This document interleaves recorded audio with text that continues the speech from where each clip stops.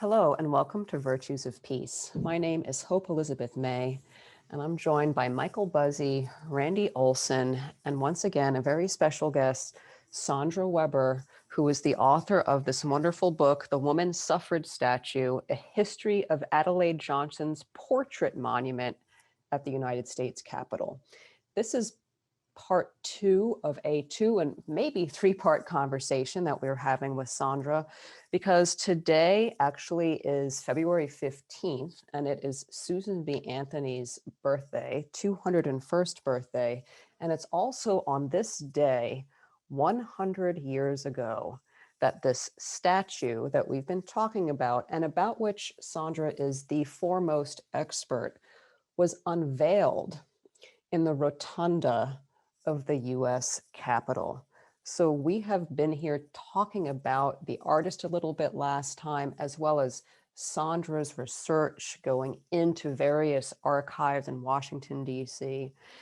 And we ended our discussion last time with an account of how Adelaide Johnson came to sculpt the three persons who are memorialized in the portrait monument. That would be Lucretia Mott, Susan B. Anthony, and Elizabeth Cady Stanton. And what we talked about last time was really this encounter with Susan B. Anthony that Adelaide Johnson has that leads to these different busts that are made for the 1893 World's Fair.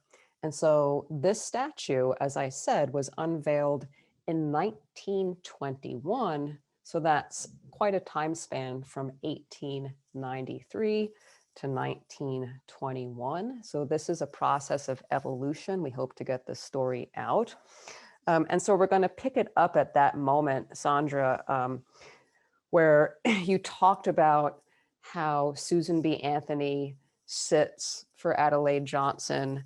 And can you just bring us back up to speed with that story? And then I think there are some mishaps there that we didn't talk about. And if you could fill us in with that, that would start the conversation.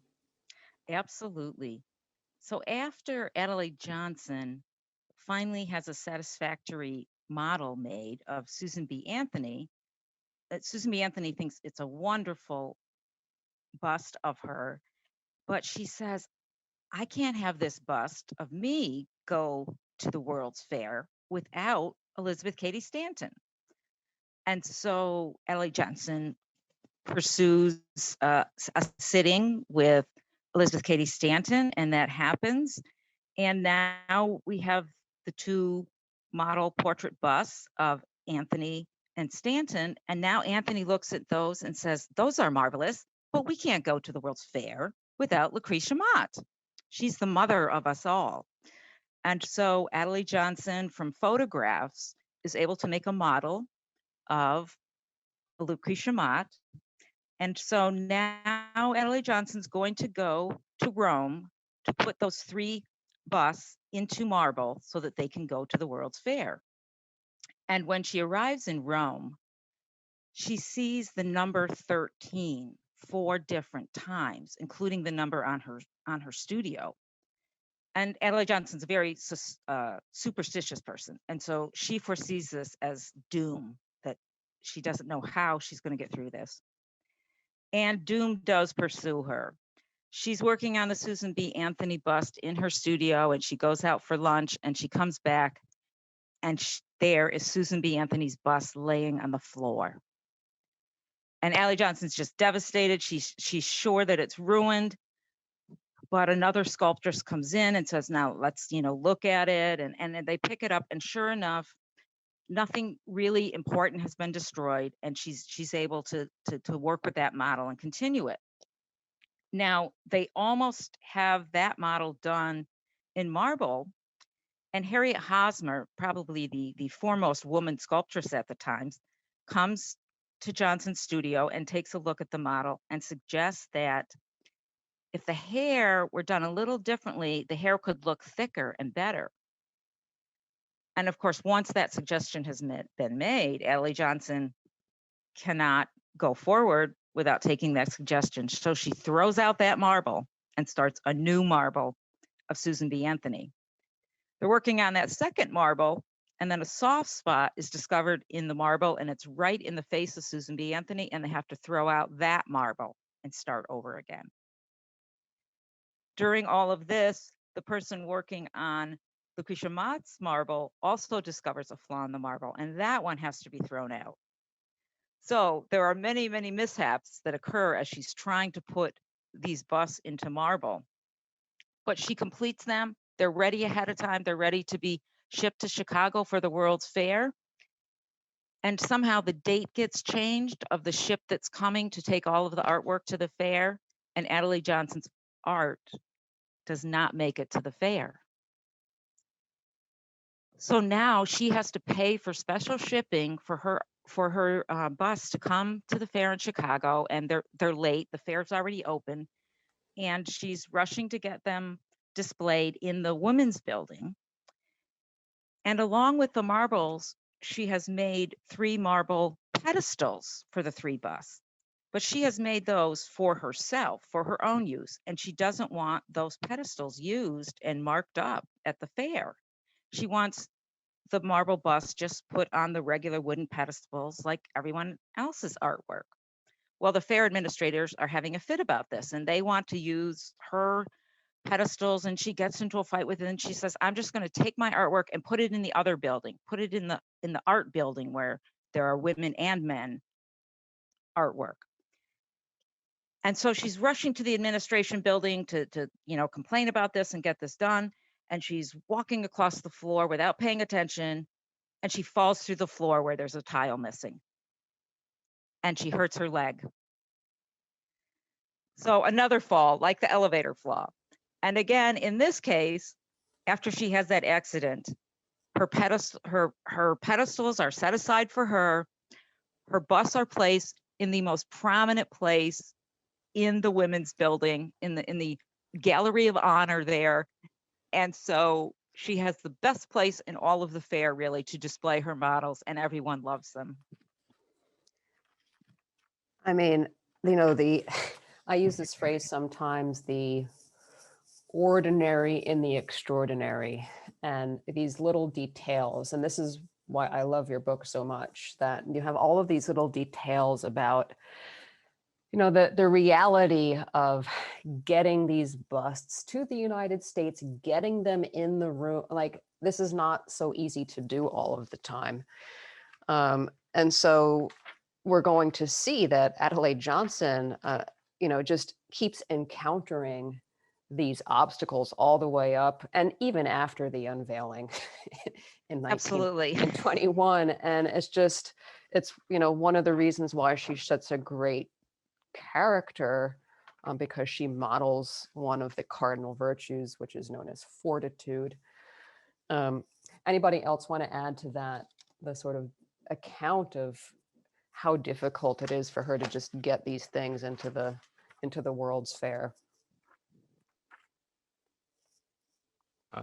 Aside from just the sheer difficulty of like creating such a thing and then transporting it, period, right? I think that just we can all imagine how difficult it is to put together something that accurately represents people whose stature is like towering above generations. And so to capture that in the first place is monumental. And then, the physical transport of something enormous, I think speaks.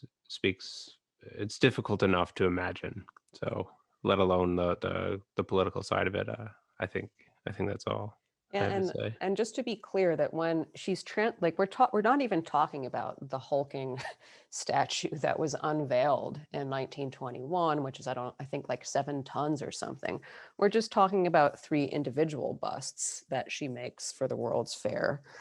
And so even that, even though it's not as big, there's still these difficulties. And I think it's on page 36 of your book, Sandra, that you have a photograph of these busts in the center of the gallery of honor. Mm-hmm. Yeah. So again, this is 1893. So it's another 28-year journey from these 3 individual busts to the portrait monument, which is a single statue of all 3. So we will then, I don't want to go immediately to 1921, but is there anything like what happens to the statues after the fair? Where do they go? Yes, I want to talk about that. I want to comment on the comment that was made that, yeah, it's amazing to me. This is kind of a prelude of all of her troubles that she has just with the 3 busts. And you made the great point. This isn't the larger 7.5-ton monument, but this is the trouble she has just in sculpting 3 individual busts. And she has all these problems with flaws in the marble and with transporting just 3 busts. And so how does she have the audacity, right, to think that in 1921 she's gonna make this enormous, right, monument, and that shipping isn't going to be a problem, and that there's not going to be a flaw in this huge piece of marble? So I think this World Fair thing is somewhat of a foreshadowing of what's to come. Yeah. And I'll just plant the seed now. We'll talk about it later. But your claim, how does she have the audacity to think she can make this 7 and the thing is, when she goes to Italy, that's not her plan, right? Right. That like evolves when she's over there. So when she goes over there, like I think the agreement is she's going to make just copies of these busts that she's familiar with, and Yes. 3 busts are going to go on a single pedestal. But it's just going to be 3 busts on a single pedestal. But what happens, when she's over there in Italy is something happens, and she changes the design and just PS. So like, I don't know what happens to her over there, but it's like now's the time or something. Like it's now or never. So what happens after the fair? I mean. Oh yes. Okay. So the 3 busts, there's been a contract made with 3 women to produce these busts, and the plan is they're intended to go into the Capitol. And so as a fulfillment of the agreement, the busts have to go into the Capitol, and then she will get her final payment. Well, the likelihood of these 3 busts going into the Capitol in 1893, as you can guess, is just, impossible. And no one really even tries to make that happen. But the National American Women's Suffrage Association kind of believes that they have ownership of these busts because it was 3 women from Nassau that made this contract. But it turns out that, Adelaide doesn't read the contract that way, that she reads that she put in the contract that she has, custodianship of these busts until they go into the Capitol. And so even though Susan B. Anthony decides that she doesn't really want them to go into the Capitol anymore, because she sees the Capitol as a place where, men are smoking cigars and swearing and drinking and, all this bad stuff is going on in the Capitol, she decides she wants them to go into the Library of Congress building. And Adelaide Johnson, of course, doesn't want to go along with that plan because they have to go in the Capitol. So she holds on to them. She sometimes displays them at some Nassau meetings, at the Corcoran Gallery, et cetera, et cetera. And something important, though, happens in 1909. And that is that Alva Vanderbilt Belmont, who's a multimillionaire, comes along and visits Adelaide Johnson's studio, sees the busts, and decides that she wants a copy of those 3 busts. And so she buys a copy of those original 1892 model busts, and she puts them in her house in Manhattan. And so this begins a relationship between Alva Belmont and Adelaide Johnson that will last for a long time. And as we'll get into, there's a new group of suffragists that come along that eventually form the National Women's Party, and Belmont becomes kind of their benefactor. She supports them now, giving them money for buildings, et cetera. And she supports Adelaide Johnson and is the major funder of what will become the portrait monument. So this meeting of Belmont and Johnson is very important. Hmm. Okay, so Alva Belmont has her own statues in her Yes. house. And yeah, so just I think some of our listeners aren't so versed on women's history. And just to, again, make it really clear, you mentioned NAWSA, the National American Woman Suffrage Association, the older organization. And then something called the National Woman's Party, which is formed, I think its official formation date is 1916, although Alice Paul starts to do her stuff in DC in 1913. So she's like younger generation. She's trained by the British suffragettes. Yes. Not suffragists. I mean, you know, Sandra, that this is something that even our most, senior political officials will confuse these terms, but suffragettes is the sort of pejorative term that was used by the British press to talk about the British women fighting for the right to vote, and suffragist is the US branch. And they had tactically different approaches.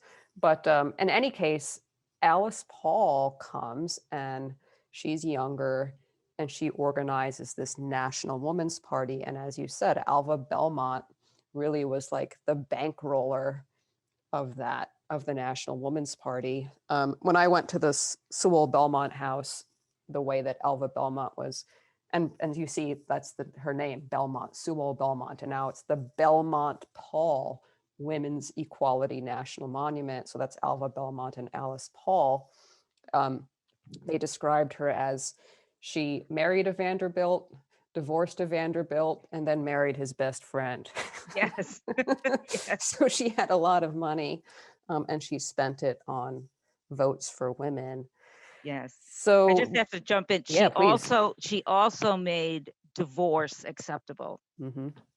Yeah, she's a really great character, and I really didn't know about her until I visited the what was then called the Sewell Belmont House, and she's since become a favorite person of mine.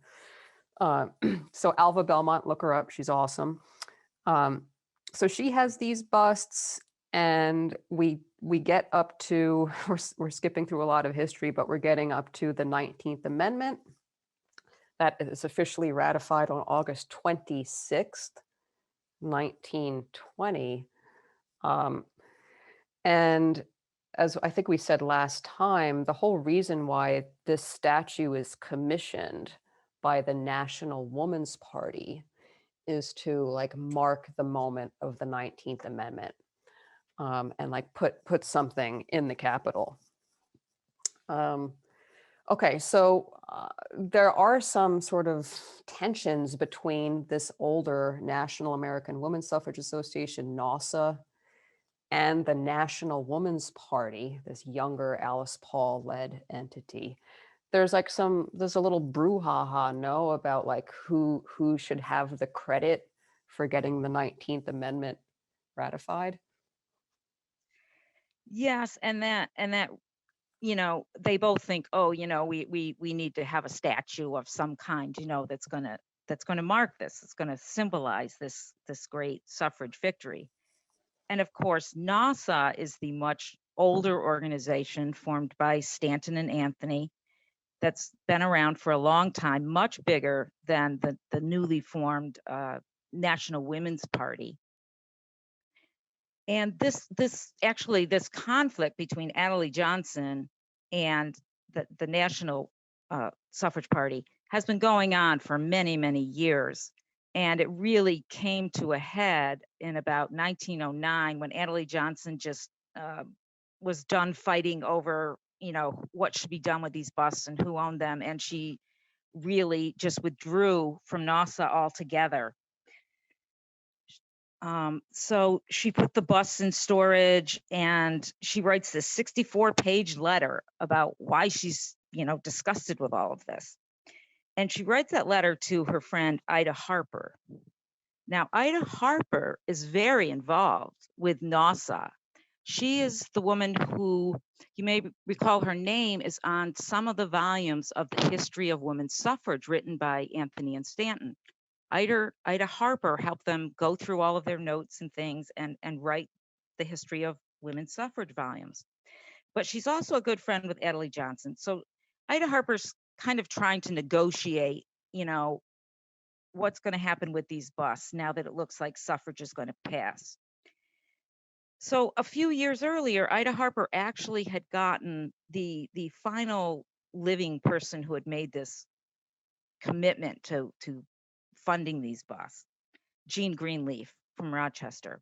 And she has signed over power of attorney for this bust fund contract. She has signed over power of attorney to Ida Harper. So Ida Harper can now negotiate, where these busts are going to go. And she gets Adelaide Johnson to agree in 1918 to hand them over to Nassau, and that Nassau will put them in the Capitol to celebrate the suffrage celebration.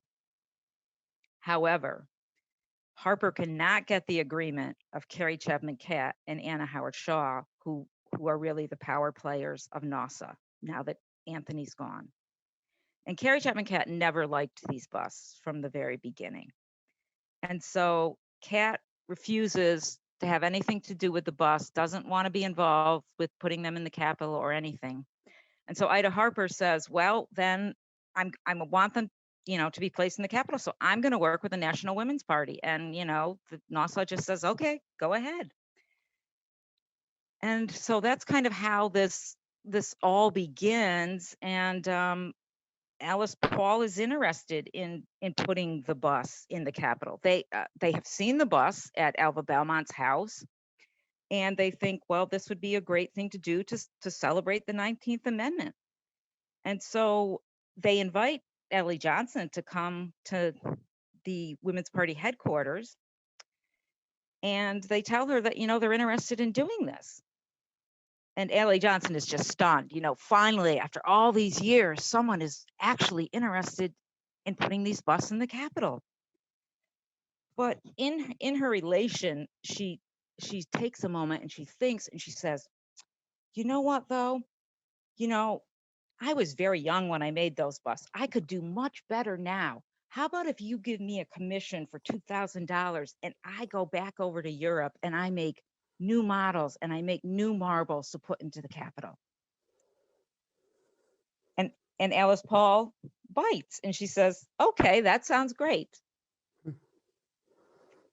And so Adelaide Johnson, now she's like 61 years old at this point, but she must be thinking, oh my gosh, this is finally going to happen. So she immediately gets a ticket to sail to Europe. Now, okay, that's wonderful, but think again, this audacity. This is just to make the 3 busts, right? But the suffrage amendment hasn't been ratified yet. There's no guarantee that they're ever going to get into the Capitol, and she doesn't even have a signed commission from the National Women's Party yet. But she hops on a boat and sails to Europe to make the bus. Yeah, I love that. And some of us on this show know of a principle from Stephen Pressfield in his book, Do the Work, Start Before You're Ready. Yes. And it's just, yeah, I love this part of the story where she's just going for it. I mean, and I love that. That's just the fierce urgency of now. It's start before you're ready. It's now's the time, now's the moment. And if I don't do it, no one will, kind of thing. And I just think that's delightful. Anybody Yes. else want to jump in on that point? Well, I would like to ask a question, and it's kind of a scope question, like a zoom out, like step back for a second and ask about the role that like physical, tangible objects, like what role they have in, the cultivation of memory or the transfer of a story or an idea or like as a symbol, because, we're talking about these statues and I'm really interested in Sandra's opinion about like what role this kind of art has, so that because I don't know, I really like those kinds of grand narratives to kind of plug all this information into. Yes. So she plans for these to go into the rotunda of the Capitol, right? And she's actually gone with Alice Paul before she sails to Europe to say, well, where in the Capitol should they go? And she doesn't like Statuary Hall and whatever. She picks out the rotunda, right? And she specifically wants these busts to go into the rotunda and specifically to stand across the rotunda from Gustav Borglum's big head of Abraham Lincoln. I don't know if you recall this. It's just this enormous bust of Abraham Lincoln by Borglum, and it was sitting in the rotunda at that time. And she sees that and she says, my artwork has to go in the rotunda opposite this piece of artwork. Now, getting back to answer your question, in that the Capitol Rotunda is, in a sense, the national museum of our country. So she sees this as the highest place in the country for a piece of artwork to stand. And that the fact that there are no women standing in that room, real women standing, no representation of real women in that room, that this is vitally important to the government's recognition that women actually exist, right? That women have a history in this country, that women are part of the history, right? Are part of the government, that are human beings, that are a part of, what our country is about. That's the significance to her, and to have this physical representation of real women in this most important museum in our nation. I don't know if that's getting at what you were looking for. Yeah. Okay.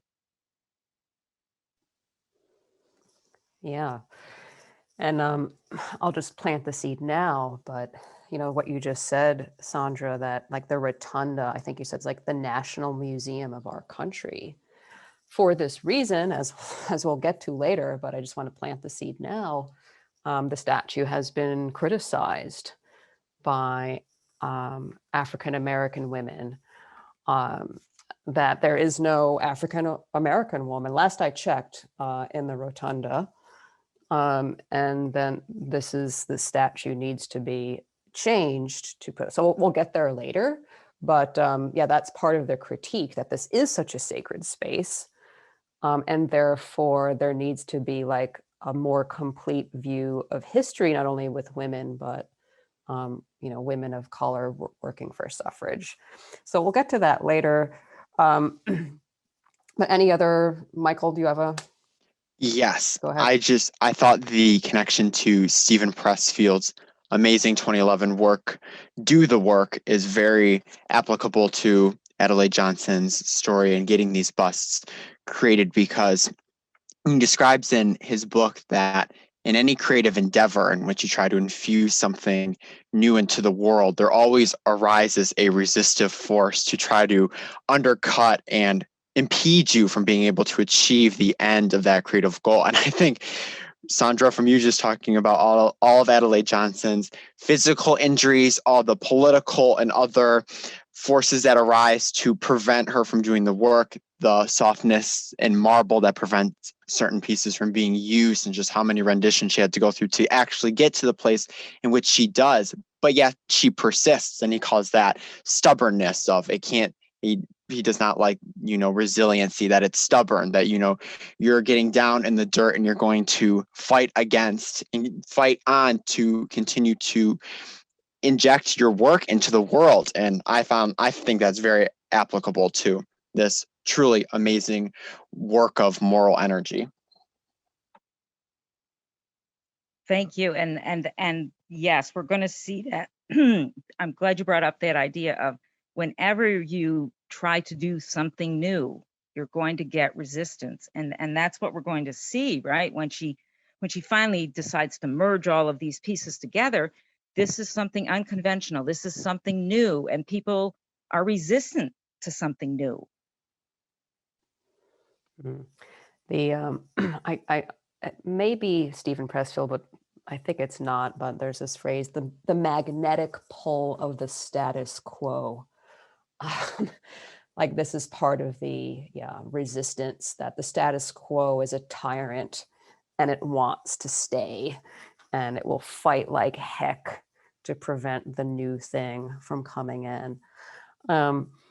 So like Adelaide Johnson is like, wow, the National Women's Party, they're like, Alice Paul is biting, and I'm going to go to Italy and I'm going to sculpt these 3 busts in marble with my, more mature skill. And I think this is amazing. And again, like in your book, which is linked on our show resources page at virtuesofpeace.com, you point out that she set sail on the SS President Wilson, which is, beautifully ironic. Can you explain why that's funny? Yes, because, the suffragists had been battling President Wilson for years because he opposed the support of a federal suffrage amendment. He kept telling them, oh, just, you got to go, do it state by state. And, I agree with what you're doing, but I can't support a federal amendment. I can't do that. So, he's been the resistance of them for many, many years. And so here she is sailing on the President Wilson to create this monument to, in part of its sense, at least, to the celebration of suffrage. Yeah, so she goes over there in May 1920, and as we said earlier, something happens and she scraps this original plan. So can you talk about what happens? Yeah, so she gets to Rome and she makes new models of the bus. Now, I don't know if I really explained, what I'm saying by models versus the marble bust, but so first she's sculpting these new models in clay. And so she's made, I don't know, 8 or 9 different versions, right, of the Anthony bust and a couple of the other ones. Well, now she makes even newer models that are in a sense, even more idealized versions. And for example, like she takes Lucretia Mott has the little Quaker bonnet on, and Ellie Johnson removes the bow of the tie of the bonnet from this new model. And again, like with Susan B. Anthony's glasses, we don't miss that bow because somehow she's captured the essence of it. So she makes these new models and she's going to put them in this triangle formation on top of the pedestal. And she's going to make this ornate pedestal, which she actually draws a little sketch for. But somehow she looks at this and just says, this isn't going to cut it for me. I'm going to merge these 3 busts and the pedestal all into one magnificent monument. It's just going to be this incredible, awesome monument now, not bust, but a monument. Now, there's, I think, several things that came together that made her realize that this was the thing to do. One, we talked a little bit last time about how she has come to see these 3 busts as a unit, that one of these people could have not done their work without the others. And that this is, in a sense, a trinity to her. These 3 have to be together. And she doesn't ever want to see these 3 separated. And we can't talk about everything here, but there have been attempts to, for example, throw out Elizabeth Cady Stanton from the Great 3, or to replace Mott with somebody else. And so she's really afraid that these 3 are going to get separated. And she realizes that if she merges them all into one piece of marble, no one can ever separate these 3. The last thing that I think comes together for her, as I was talking about, she's gone to the Rotunda. She's said, this is where I want this piece of art to stand. She has seen Borglum's big head of Lincoln, and she has seen the other statues in the Rotunda and says, you know, these three busts on a pedestal are not going to be up to the stature of the other artwork in the Rotunda. I've got to make something that's as grand as the other works of art in the Rotunda. And so by merging these all into the portrait monument, instead of having something conventional, like three busts on a pretty pedestal, she's now going to make something that is unconventional that no one's ever done before. And this is going to be her magnificent piece of art. Mhm. And, you know, she kind of overlooks the fact that, right, okay, this is going to end up being 7.5 feet tall and 7+ tons, and that she's going to have to carve this from this huge block of marble, which, if there's any flaws in certain places, she's going to have to throw out the whole marble and start from scratch. And of course, to get this huge block of marble is going to cost her a lot more money, which she doesn't have. And so she has to ask the National Women's Party to double her commission to $4,000. Mhm. And before she even gets permission, she gets she orders the marble, she goes to Carrara, Italy, and starts carving it before she has permission. Yeah, that's it right there. I just want to like Mike, like take a zoom lens and focus on that right there. Yeah. That's where it's at. Yeah. So yeah, I'm looking at page 67 in your book where this episode is discussed, and you quote, I think maybe from her diary, "The swift answer of my soul was it must be done. Despite all these uncertainties, the swift answer of my soul is it must be done." That's it. And so, yeah, she just, again, it's start before you're ready, but it worked out. I mean, they agree. Yes. One thing we talked about last time was the inscription. And I think it was 1917 is when she starts to formulate the inscription that goes on to the 7.5 ton hulking marble that comes back to the US. My understanding, Sandra, is that she didn't really discuss the inscription or mention it. Is that your understanding? That's, yes, she sent it to her brother, and she did send it to Ida Harper, but she was going to send a copy of the inscription to Alice Paul. And then she changed her mind and decided that she didn't want to send it. And I think part of the reason for that is that as she's sculpting the portrait monument, she's getting all of these letters and telegrams from people at the National Women's Party suggesting that she make Elizabeth Cady Stanton a little less fat and make her hair a little different, or to make Susan B. Anthony's chest not so prominent. And she's really fed up with all of these suggestions that she's getting from people, because she's like, I'm the artist, I know what I'm doing. And so I think with the inscription, she probably didn't want to show it to them because she was probably afraid that she would get more suggestions or more demands. Mm-hmm. Mm-hmm. Right. I leave it open to anybody to follow. Go ahead, Randy.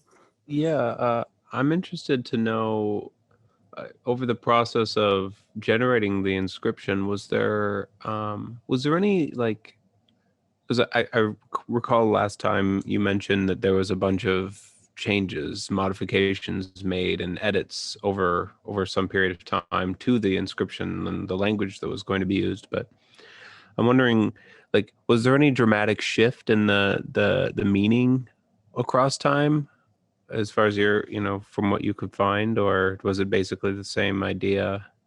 It was basically the same idea that she kept refining, and I don't remember, the specific little words that she changed here and there.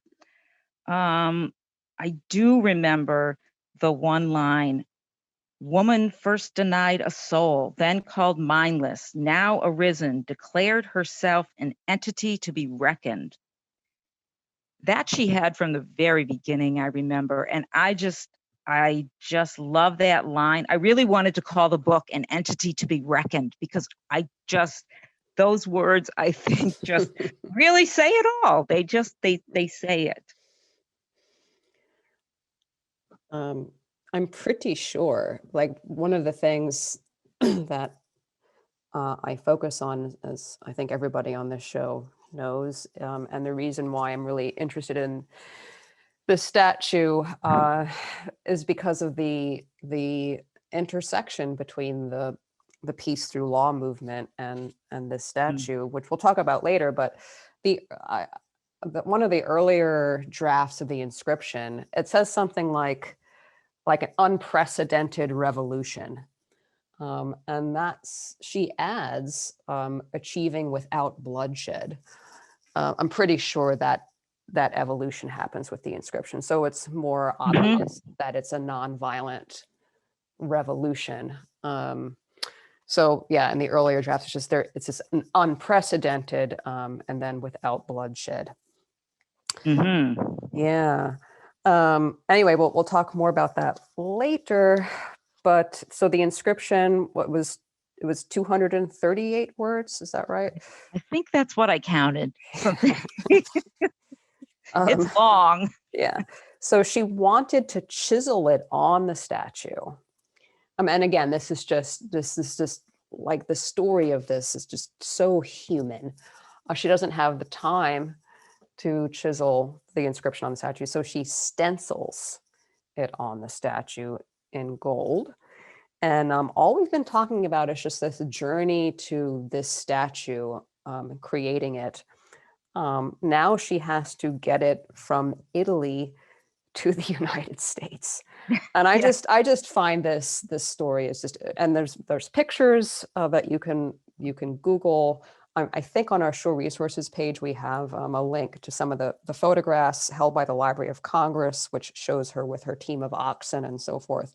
There's various pictures of the transport of this thing. And can you talk about that, Sandra? This is the transport and the obstacles that she faces in getting the statue from Italy to the United States 100 years ago. Yes, and I'm going to start with even getting it right to the ship, getting it from her statue to the ship, right? Which really, they finished the statue on the day before Christmas, and they start building a special shipping crate. This isn't something, right? You can't just order a shipping crate and whatever. They have to build their own shipping crate and pack the monument specially into this. And this process begins the day before Christmas. And on Christmas Day, which of course they don't work on Christmas Day, but she writes a letter and she just says, "From the door of hell, whence I hope to escape." So you get a sense of her mindset at this point of just like, oh, let me get this over with and get back to America. So 2 days after Christmas, they finally get the crate done. And now they have to get it out of the studio. So they have to hook up 2 oxen with a cart and get this onto this cart and haul the statue out of the studio, and then hook up the rest of the oxen. I think there's like 8 oxen that have to haul this cart with the big crate on it, and they're hauling it through the town because she has to get it to Genoa, which is where the ship's going to be. Now, to get it to the ship, they first have to haul it on the road to a closer seaport, and then by boat to get it to Genoa. So they start hauling it down the road, and Adelaide Johnson doesn't go with it. She stays in the town. She's having a nice lunch. She's, calming down. And all of a sudden she gets word that the road has been closed to heavy traffic due to bad weather conditions, and that the portrait monument is sitting in the middle of the road in deep mud. And Adelaide Johnson says, well, at least there's no chance of anyone stealing it.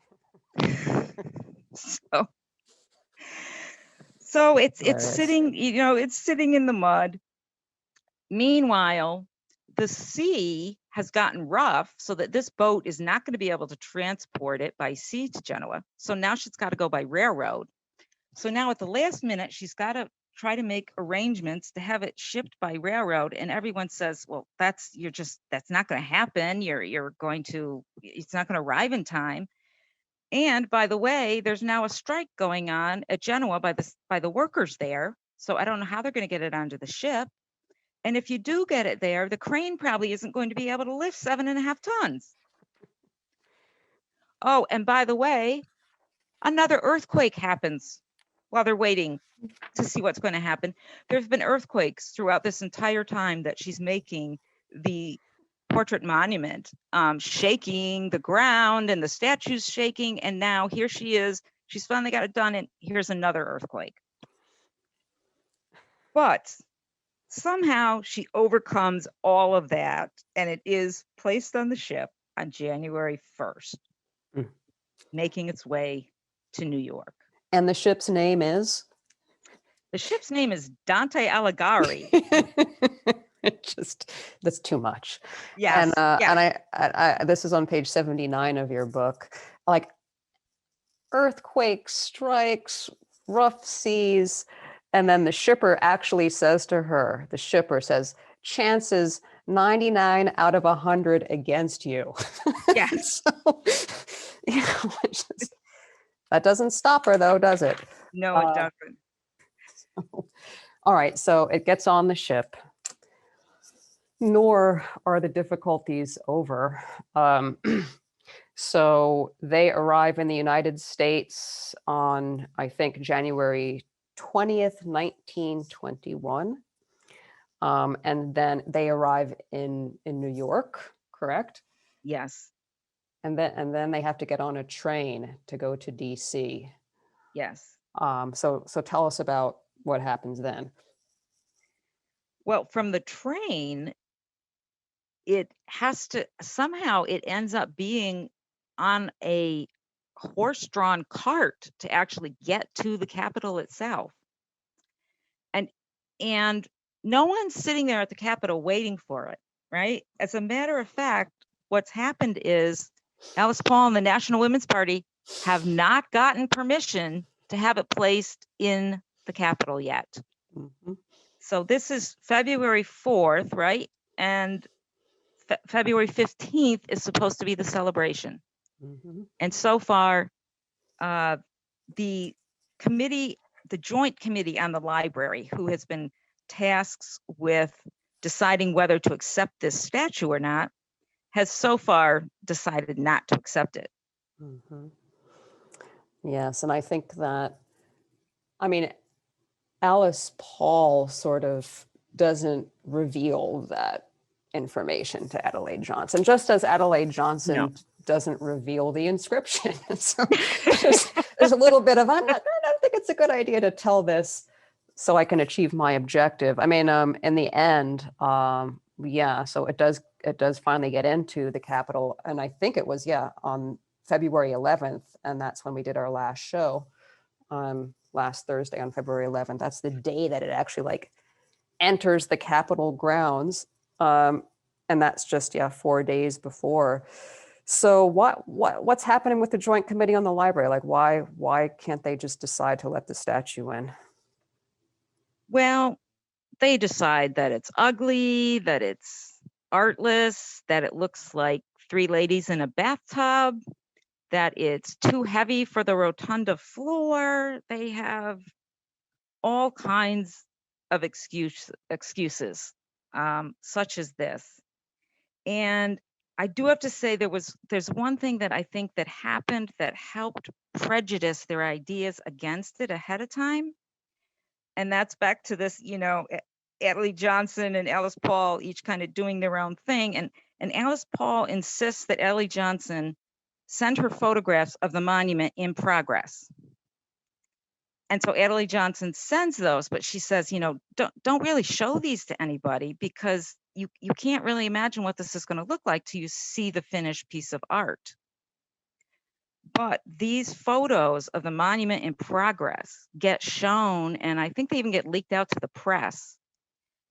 And these photographs of the early progress, it's like, the tips of their heads like coming out of this big blob of marble, and it obviously is not flattering and does not in any way indicate what the finished piece is going to look like. And so I think, there's sort of some prejudice that's already developed, regardless of the fact, as Adelaide Johnson puts it, these men really don't want any women in the Capitol, real women or marble women. And there are some anti-suffragists on the committee, no? Yes, there definitely are some anti-suffragists, and they're just really not wanting to accept this piece of art, and whether their feelings are genuine or not, I can't say. I can only look at what happened. So do you want me to get this? Does get resolved though, right? They do make it into the Capitol. So what happens? Well, one thing that surprised me is I discovered that Carrie Chapman Catt, of course, through all of this, opposes the bus being put into the Capitol. And this gets out that she doesn't want the bus to be accepted. And when the congressmen who are on the committee of acceptance hear that Carrie Chapman Catt opposes the bus, they're like, this was our main opponent in the suffrage battle for the amendment. And so if she doesn't want these accepted, you know what? I think we should accept them. And suddenly they turn around and they accept the monuments into the Capitol. Amazing. It's very strange outcome.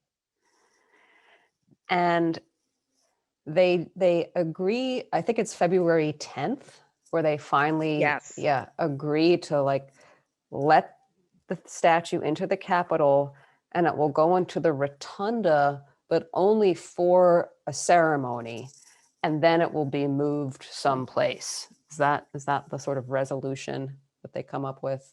That's right. But once again, Alice Paul and some of the leaders of the National Women Party make this agreement, but they don't tell anyone. And most of all, they don't tell Adelaide Johnson.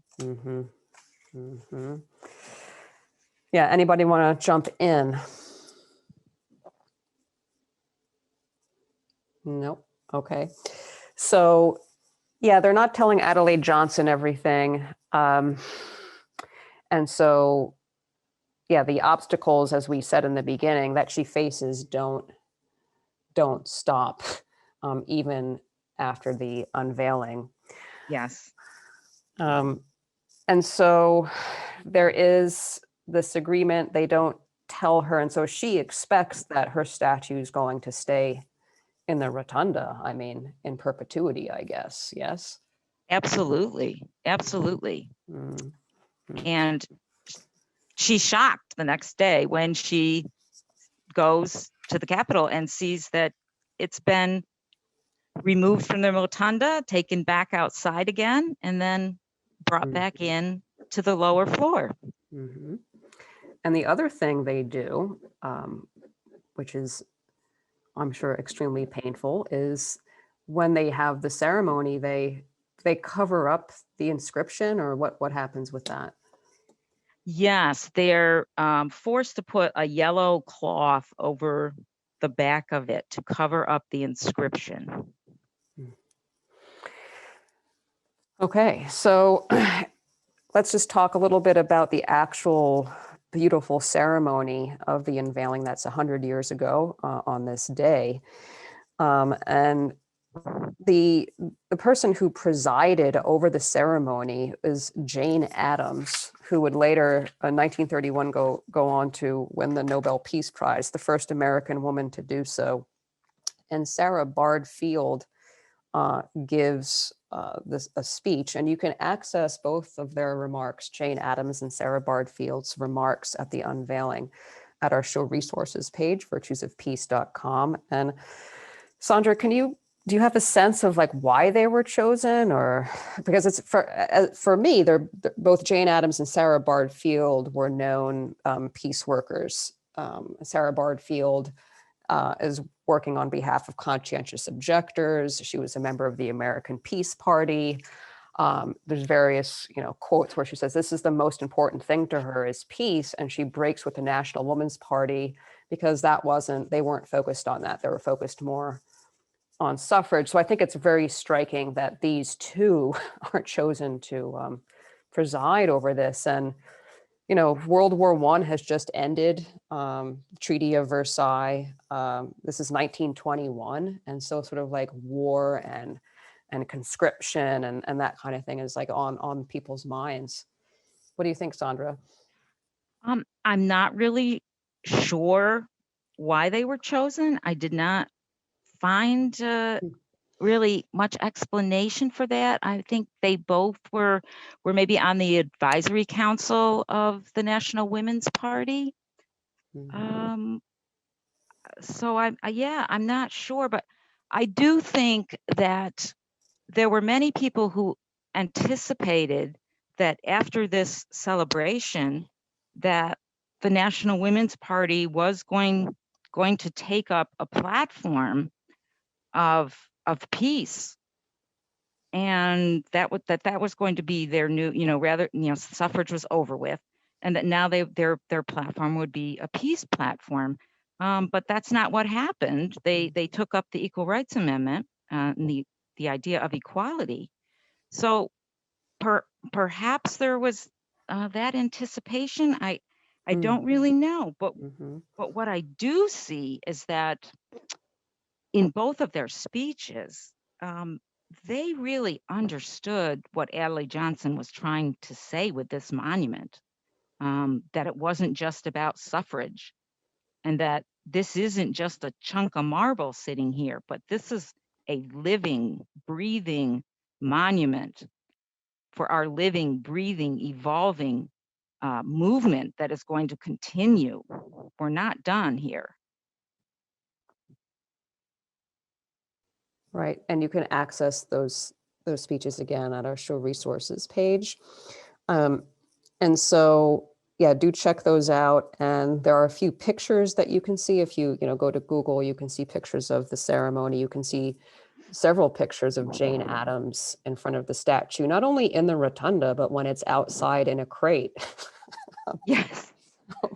Yes. So those are wonderful pictures. So she's sort of there from the beginning, Jane Addams, with this journey of the statue into the Capitol. But on the 16th, the day after, as we said, the statue is removed from the rotunda. And as you said, Sandra, like Adelaide Johnson sculpts this to go into the rotunda, right? Yes. It's moved to the crypt. Why does this happen? Well, as we said, I think I said earlier, it actually had been agreed to by Alice Paul. And I mean, part of the reason was it was said that the rotunda floor could not support this monument. And so during the celebration, they had put these like long supports underneath it to kind of spread out the weight. And it wasn't, also I might say, it wasn't just the statue that Adelaide Johnson had also put a base underneath it. And in 1925, she actually added a second base underneath it. So there was additional weight besides the weight of the statue. There was the weight of these bases. But Alice Paul thought that the crypt was just a lovely place, and that it was actually absolutely fine that that's where it went, at least temporarily, until Congress could decide where to put it permanently. Again, Alice Paul was more concerned with politics and the being able to hold her celebration, and that the monument being there during the celebration.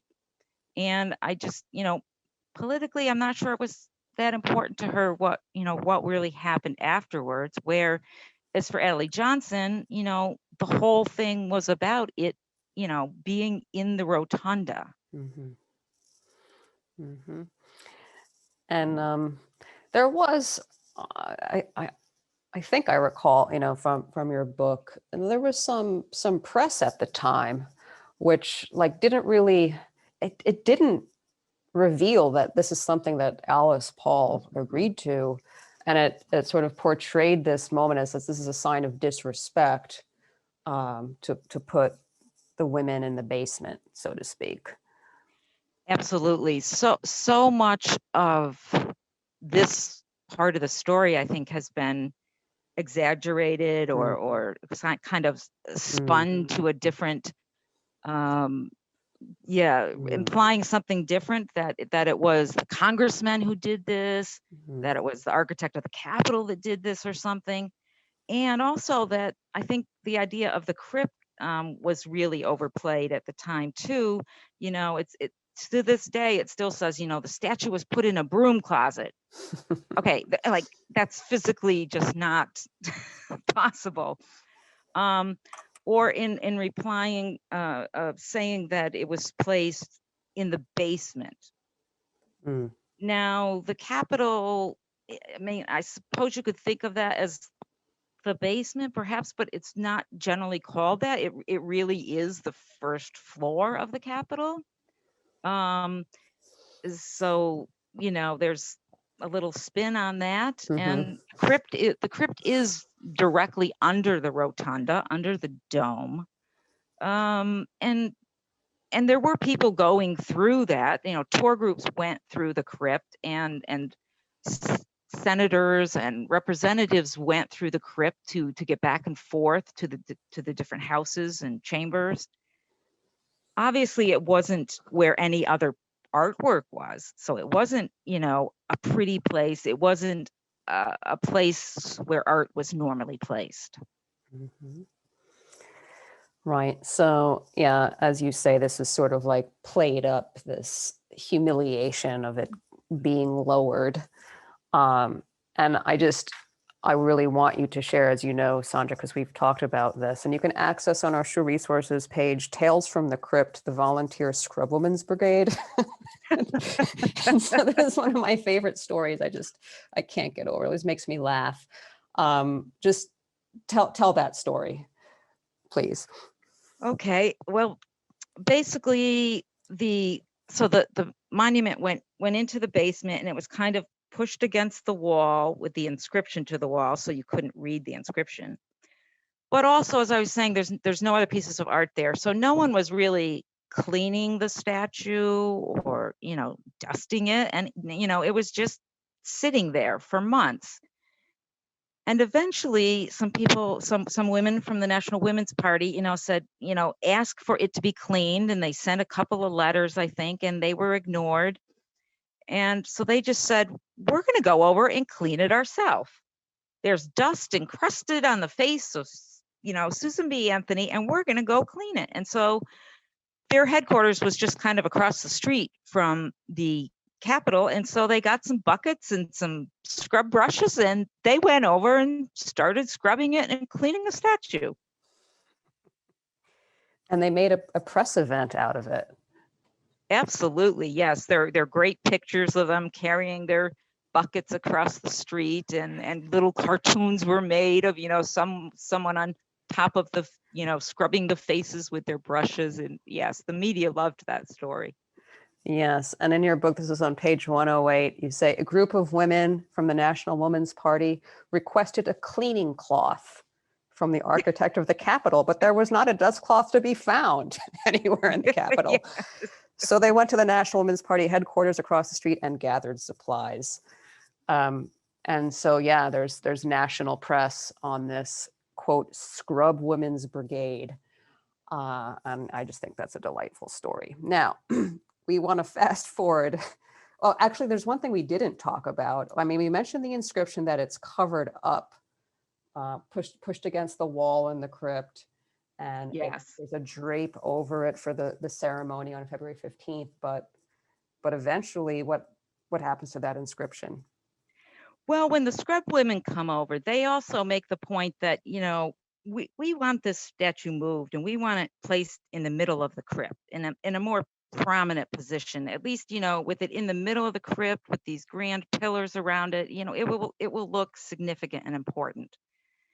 And I think perhaps the publicity from that, next thing you know, about a month or so later, the monument is moved away from the wall and placed in the middle of the crypt.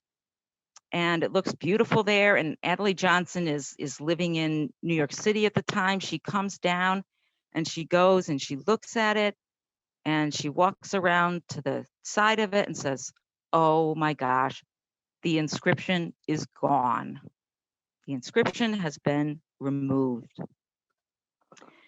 And to her, this has just, you know, destroyed the whole meaning of the monument because she had put that in her inscription. And she is very, very upset about this and goes to Alice Paul. And again, Alice Paul's reaction is kind of that, I don't know if she comes right out and says this, I can't quite remember, but basically that she has agreed that the inscription could be removed. And now that the inscription is removed, we can get the statue put wherever we want. And, you know, maybe we like it here in the crypt, in the middle of the crypt, and maybe it should stay there. Or now maybe we can have it moved to the Rotunda because it doesn't have the inscription on it anymore. And to this day, it doesn't have the inscription on it, as we said last week. But that inscription is in your book, and I think it's in our show resources from last week. There's a newspaper article that has some version of the inscription on it that you can read. And so it stays in the crypt for a really long time. Yes. And I've been doing my research on this part of the story. So there's a movement to raise it from the crypt back to the Rotunda that really begins. It really begins, as I understand it now, I keep learning, in the late 70s. And Caroline Sparks, I believe you have, you know, some references to some of her speeches, and she's in the Congressional Record in 1995. She also, stumbles upon the statue, and she's relayed to me that she does that when she's in Washington, D.C. for some sort of a rally, a woman's event, and she needs to find a bathroom. And she goes into the Capitol, and she goes into the crypt, and she sees this statue, and she recognizes who they are, and that begins her push to get it back into the Rotunda. And she says it doesn't belong down here, and she sort of, this is in like the late 70s, and she is imagining that the 75th anniversary of the 19th Amendment, which is 1995. I think so. Yeah, like that's the day to shoot for. So this is in this late 70s, she stumbled upon the statue. Right. So like the moment to like, let's have it raised by the 75th anniversary of the 19th Amendment, which is 1995. So you see some legislative activity going on in 1995, because again, this is the 75th anniversary of the 19th Amendment. And I'm going to play an audio clip. This is actually a sort of like montage of both some remarks about the statue in the House and then also in the Senate. Again, the year is 1995.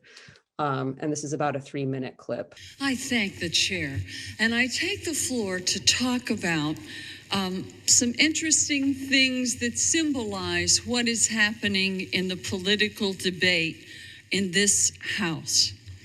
Last week, we saw a real brouhaha on this floor about something I never thought we would see a brouhaha over.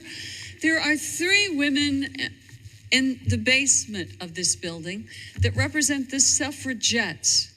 And when that statue was done, they were supposed to bring that statue and put it in the Rotunda. As you know, the statue was done many, many years ago, but they never put it in the Rotunda. They've kept it in the basement. Well, this year we're celebrating the 75th anniversary of women having the right to vote. And so some of us thought, well, maybe it's time we could at least keep our word to the people who paid for that statue and see if we couldn't bring it up to the second floor where it belongs in the rotunda. I guess they thought there were too many women already in the rotunda. I didn't see any. I mean, it's kind of a guy circle in there. But guess what? When it came to the floor, members on the other side of the aisle said no.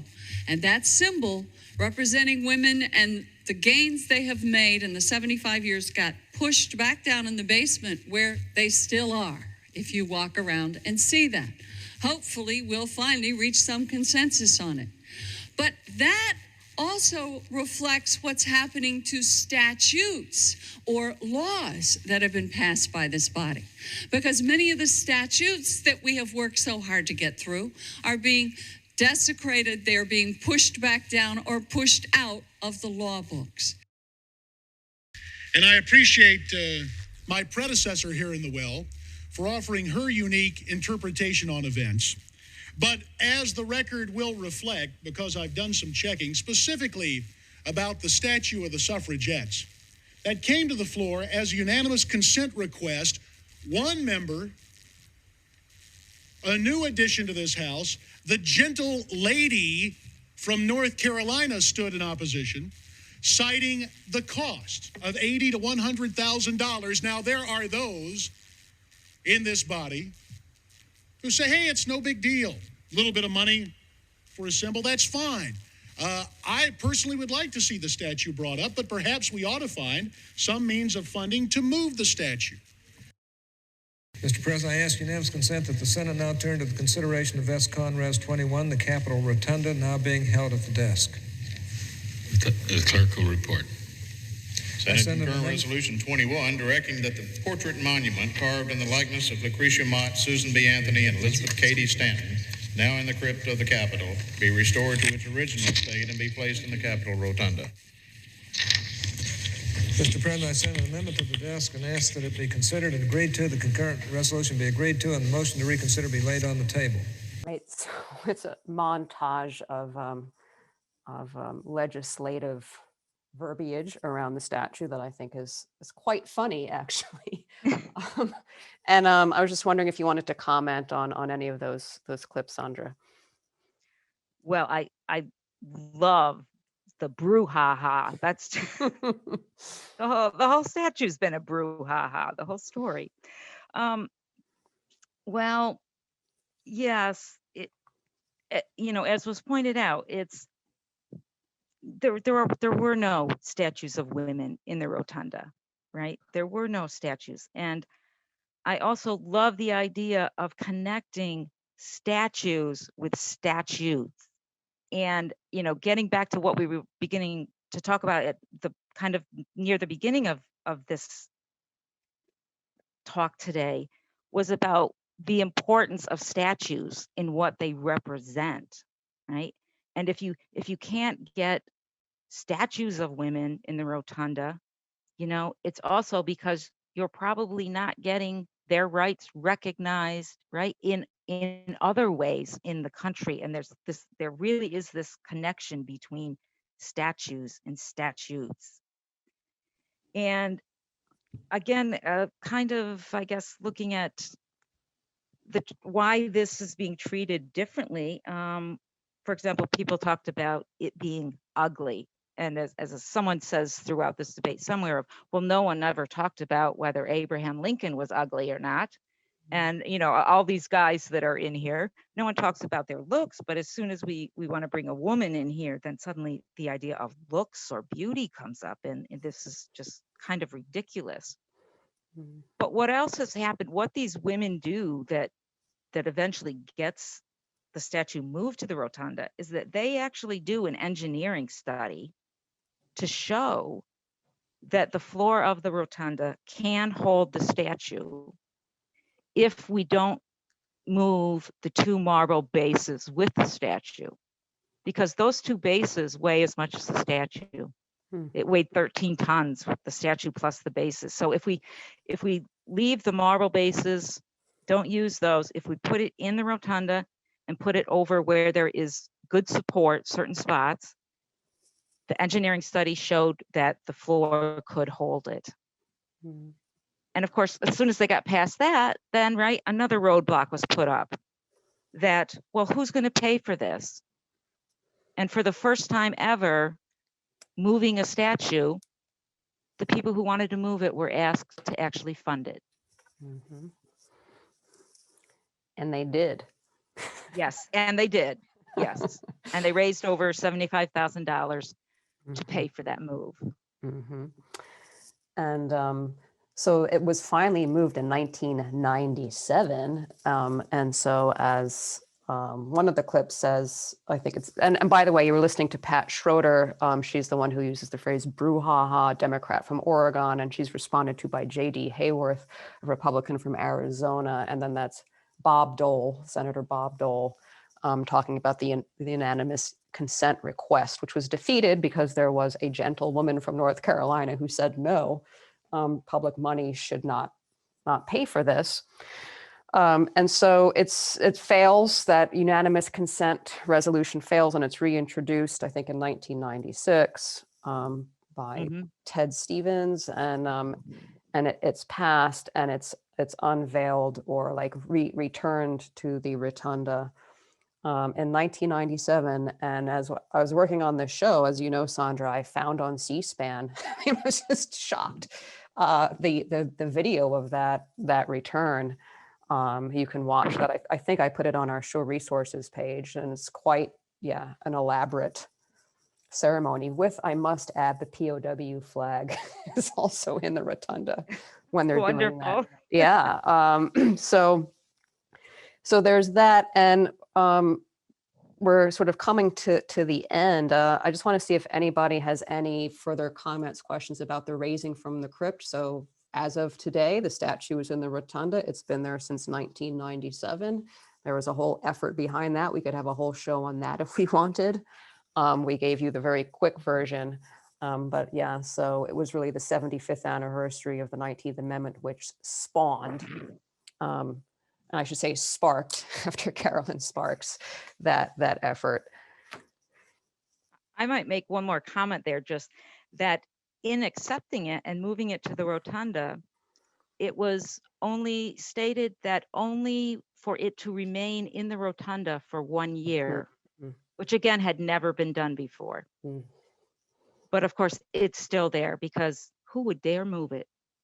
Well, I mean, and this gets to our last part about, this is Black History Month, and we said at the beginning of this show that this statue has been criticized as racist and discriminatory and not telling the whole story of the suffrage movement and the role that African-American women played. And there were protests. So when the statue was returned in 1997, there was opposition to this from African-American women who, and you talk about this in your book, Sandra, who really wanted, you have on the statue, Adelaide Johnson's statue, the unfinished marble, and they wanted to carve Sojourner Truth's image onto that. Because as you said, and as we've said, that this space is very sacred, and there are no Black women in the Rotunda. Martin Luther King is in there, but I'm going to play a clip, and we'll end with this discussion. This is from the Sojourner Truth Crusade 2002. I think you can access this press conference in its entirety on our show resources page. So here comes the clip. Let me direct your gaze one last time to the statue itself. I said a moment ago that this is a problem with an unusually simple solution.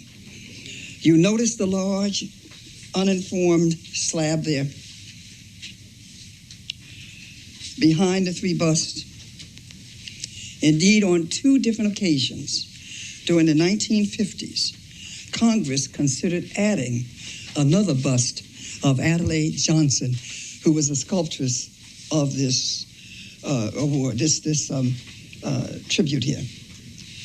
They wanted to put her there, and now they're saying that, that probably was there to include all women. But we know why it was there. And at that time of history, they didn't want a woman in the Rotunda, much less a black. And the deal was made, you know, if you don't put her in, we'll give you the 19th Amendment. This project, though never carried out, points to an important truth to be in mind. This statue is not a Michelangelo or Pieta. We are not talking about tampering with the immortal art for the sake of political correctness. This is a composite intended to convey a historical message. The three busts here are replicas of individual busts the artist had created earlier for display elsewhere. As the owner of the statue, the Congress, this was given to the Congress by the National Women's Party, has already taken the liberty of removing the artist's original inscriptions and replacing, for structural reasons, the statue's original heavy marble base. So it's already been tampered with. It is now, though, the right of Congress, and we believe the right thing for Congress, to complete this statue by adding a bust of Sojourner Truth to the vacant spot that seems almost reserved for her. There is no longer any opposition, just the need for congressional action. That statue as it is today, that stands in the Rotunda, is distorted history, is neglected history, is discriminatory history. How ironic, because Sojourner Truth is a true symbol of the suffragist movement. So how can it be there without her? Because she stands as a symbol for all women. Our presence here today is to call attention to that omission, as you see here to my left, and to say that we must alert our churches, our communities, our organizations, the media, and people we come in contact with of the plight of Sojourner Truth. Right, so those are various clips from this press conference of the Sojourner Truth campaign. The first woman speaking is C. Dolores Tucker, and then after her is Jeanette Houston Harris. So yeah, there's the critique, and on August 26th of this year, I think we've mentioned this on some earlier shows, but in New York, in Central Park, the first statue of real women was erected in commemoration of the 100th anniversary of the 19th Amendment. And that statue does include Sojourner Truth, Elizabeth Cady Stanton, and Susan B. Anthony. So Sandra, do you have any comments to, I know you talk about this in your book, but these particular comments, sort of speak to this point that you made earlier about this is like a very important space of our national history, and therefore the statues need to be more representative. Well, absolutely. And as Dolores Tucker said, this is a problem. It absolutely is a problem. It's been a problem for the entire history of our country, and it is a problem. But while she says there was an easy solution, simply to carve Sojourner Truth into the lump of marble in the back, that really is not an easy solution. I don't think there is an easy solution to this problem. And I guess some of the statements that she makes, unfortunately, are not based in the factual history. A Black woman was not intentionally left out of this. We talked about how Adelaide Johnson came to think of these three, and that the three busts and this monument were always intended for the Rotunda of the Capitol. That was always, they were not intended for anywhere else. And her comment about this statue not being immortal art, it wasn't made by Michelangelo or somebody, and it's not immortal art. Well, Adelaide Johnson certainly thought of it as immortal art and uses those words over and over again. And so I find that a little disturbing to say that about the sculptress. But I mean, Dolores Tucker's right. It's absolutely a problem. There has been discrimination in the women's movement, but I think her anger is misdirected in this case. That these three women are not oppressors of Black women, Mm. and that there are certainly many other symbols in the Capitol, the statues of Confederates that are in Statuary Hall and throughout the Capitol. Um, these were true oppressors. And Mm. so, I think it's misdirected at this statue, which is trying to represent women, which is trying to represent all women, past, present, and future, is trying to represent not only womankind, but humankind and the advancement of the race of humans. I think this is kind of a misdirection. And it turned out that there wasn't room in the marble to actually sculpt a bust into the marble. And that is what stopped this from Sojourner Truth being added to the monument. There's not enough marble there to do it. Mm. And so the compromise was to make a bust of Sojourner Truth, which ended up being placed in the new visitor center. But really, I'm still disturbed by this problem, in that we still don't have, in 2021, we still don't have a representation of a Black woman or an Asian woman, or, we still do not have adequate representation in the Rotunda Mm. or in our society, obviously. And so we still have a very big problem to deal with. Mhm. Indeed. And anybody else want to go ahead, Randy? Yeah, I have a number of comments. The first one is that I think that it's blatantly disrespectful to put that interpretation onto the portrait monument that it's supposed to be of another person, when I mean, there's a variety of possible interpretations, first of all. And the one that I was, I guess inculcated with was that the final set of marble on the back of the uh the piece of the like the uncarved block that's on the back is symbolically representing the unknown faces of women in history. It's not left there for some other person in the future. It's like deliberately cast that way. So to, at least entertain that theory kind of like it seems to be missing in our conversation so far. Absolutely. Yes. I neglected to mention that. You're absolutely right. It was misunderstood. It's kind of an urban legend, right? That the first woman president perhaps was going to be sculpted into that, but that's not at all why Adelaide Johnson left that blank. She left it blank to represent the future women who will come along and do the unfinished work that needs to be done. And that was intentionally, as I went through her research, intentionally Adelaide Johnson talks about that is part of the background.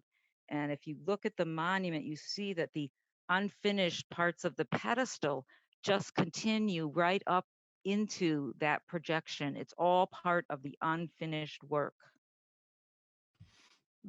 Thank you. Yeah. So that seems like a more complete interpretation of the work to me than to say that it's, that it's just supposed to be the one more face in order to round out the historical record. It just seems to miss the point. So the second thing I wanted to comment on was something that we've talked about in this show a lot, which is a quote by Andrew Carnegie that's, the mission of the material is to feed the spiritual.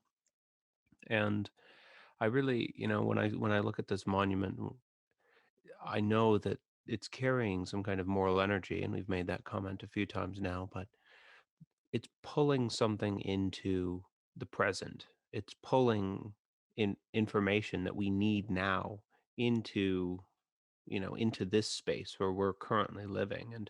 And I think that uncarved block, that uncarved portion, or perhaps it's not that it's uncarved, it's like it's left that way in order to tell us something, in order to pull us into the picture and to get here now us involved in carrying the torch, so to speak. And it doesn't just speak to any specific person. I mean, here I am as a male putting myself on that space and recognizing that I have a role to play. And so it's like the fact that it's uncarved has all of that symbolic meaning in it. And I'm personally just shocked at the idea that we're going to put a Band-Aid over it by carving one more face into it and fixing it. And it's so offensive to me. I'll just play a little bit of the advocate, and we could stay on this, all day. But going back to Dolores Tucker's point, that this is not the PA top.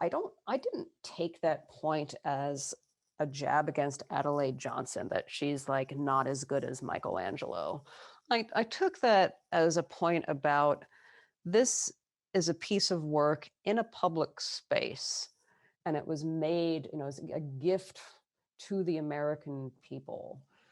And so it's not like these other works of art. So for that reason, we have to, look at it. And if we're okay defacing it, like whitewashing the inscription, the argument goes, then we should be okay to change it to, make it more, quote, inclusive. For very intentional reasons, I wanted, Sandra to really get out the story of how this Trinity, this trio, really comes from the little head of Susan B. Anthony, right? That's why we get these three.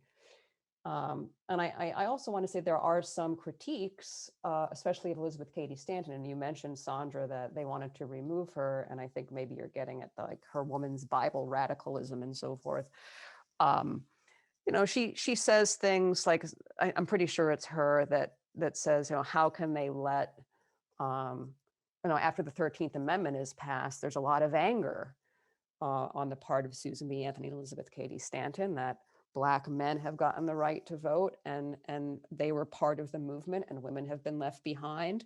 And Susan B. Anthony and Elizabeth Cady Stanton start, their own organization where Lucy Stone and Julia Ward Howe say it's good, let them have it, we'll keep working for us. And so there's this real hurt and pain that's processed in different ways. And you have Elizabeth Cady Stanton saying things like, how could they let, these ignorant people vote when you have, white women who are educated and they can't vote, which is arguably a kind of, racist thing to say. And so these are remarks that historians have seized on to say that, the suffragists were quote racists. As I think we pointed out, well, it's not that easy because they also worked on behalf of abolition. But as some historians have said, just because you're fighting for the end of slavery doesn't mean you're pro-equality. So there's that. There's a lot going on. And I think, one of the things that's done by the statue, as you pointed out, Randy, is, it's like pulling this information into the present that we need. And part of this is like this bit that we're talking about now. And I take, that to be a kind of lesson, the Sojourner Truth campaign, and sort of making me more mindful about, okay, there's this other piece that we have to learn that I quite frankly don't know enough about. So I'll stop talking, see if anybody else wants to jump in. And we're gonna, wind things down now because we've been going for about 90 minutes. Yes, Hope- we could. Oh, I'm sorry.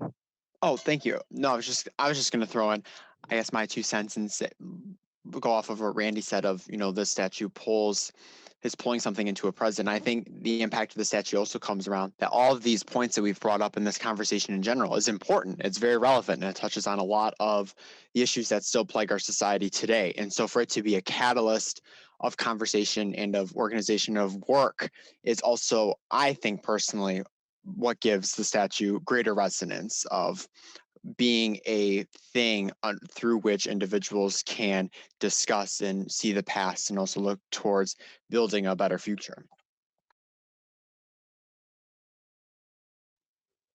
Sandra, do you want to? That's wonderful. You know, yeah, I forgot what I was going to say. Oh, that we could talk all day, I think, about you know, the 1860s and what happened there. And with, you know, women not getting the vote and Black men getting the vote, and really there's such controversy, and I'm pulling that into today, and we're still talking about those same issues today. And I think perhaps, you know, one of the lessons here is that, you know, at that time, um, so Black men were sort of pitted against women, white women, perhaps you want to say, and Black women were like kind of caught in the middle, or pushed to the side. And we continue to have these discussions today. And I think, you know, we have to realize sometimes the bigger issue that we're working for, and why are we, in a sense, I feel like, being pitted against each other. Instead, we should be joining hands and working to fight white supremacy, right, and other uh, things that tend to divide us rather than bring us together. Yeah, well said. And to quote Carmela Soprano from The Sopranos, she says something like, why are we like, what is this addiction to blame? I think Yes. like, and I love that. And I'll be the first one to just say my final piece, and then we'll go around and end this really important conversation again on Black History Month. And that's why I brought up the Sojourner Truth Campaign. So, right, Sandra, I'll quote Hamza Khan, who says, put your sword down and think hard. And my sort of gloss on that is, instead of blame, reflect. And, you know, that reflection involves learning history. Like, we're not born with innate knowledge of this. And so it takes a long time to come up to speed with what has happened and how we got here. And I think that's part of reflection, is learning history. And yeah, I think that, you know, the statue sort of points us to all of these different stories from 100 years ago, but also brings us up into the present when it's raised from the crypt, and all of these other issues are discussed in connection with it. So this is still happening. As we know, the Capitol has been very much in the news, and there's talks about it being less accessible to people. And so these stories remain extremely important, and this history of our country, and a sort of broader view of the history is what we try to do. So I'll stop there and just say again, put your sword down and think hard, and instead of blame, reflect. And then we'll start with Michael, go to Randy, and then Sandra will have the last word. I'll just close out by extending a huge thank you to you, Sandra, for this incredible work. Even you putting out this creative endeavor of injecting your book into the consciousness of existence, and all the pieces that had to be put together in the documents and the thousands of pages. That is a huge effort. And I think by people coming to know this history, as we've discussed during this almost 2 hours now with amongst each other, that this is a very relevant, that the portrait monument is a very relevant subject, and that it serves as a conduit through what so many issues in our modern times are being played out through. And I think to focus on that, and like Hope said, to get caught up to speed on the history is something really important. So I thank you, Sandra, for contributing to that wider consciousness and putting out this truly incredible work. It's been a pleasure getting to meet you and talk with you. Thank you. My last words. Well, Oh, so I'm sorry. It's not my turn yet. oh, you're welcome to take my turn. No, go ahead, please. I'll just say that I think that covering up the inscription would make for a very interesting like literary comparison with what happens in Oscar Wilde's The Picture of Dorian Gray. I think that there's some striking similarities there, and for anyone who's keen on that kind of investigation, they'd probably be amused by that book and reading it alongside yours. Interesting idea. It was my pleasure to spend so much time studying this statue and discovering so much history that I didn't know, and better understanding the meaning in this piece of sculpture. And I had, when I started, I had no idea where it was going to take me. And it took me to a place that I felt like prepared me for the next 5 years that we've all lived through. And I've often looked to the statue to try to make sense of what we're actually living through. And Adelaide Johnson's one main message in this statue was a rising woman. And I think of myself as one of these arising women. And really, we don't even have to say women, arising people. And that we are all trapped in this block around us of obstacles and oppressions and prejudices that keep us from rising perhaps to our full potential. And so I realize that I'm in that statue, that I'm still learning, I'm still rising up, trying to be the best that I can be, and to look to the future and try to help the next generation who's going to come along, and try for them to rise up higher out of that block. That's beautifully put. And we will end it there. You have been listening to a very special episode on the 100th anniversary of the unveiling of Adelaide Johnson's Woman Suffrage Statue, or the Portrait Monument. It has various names. Sandra Weber, who is the foremost expert on the statue, has been joining us for now 2 weeks. Today is also Susan B. Anthony's birthday. So with that, I wish you all Godspeed, and thank you so much for spending time on this important topic. Goodbye.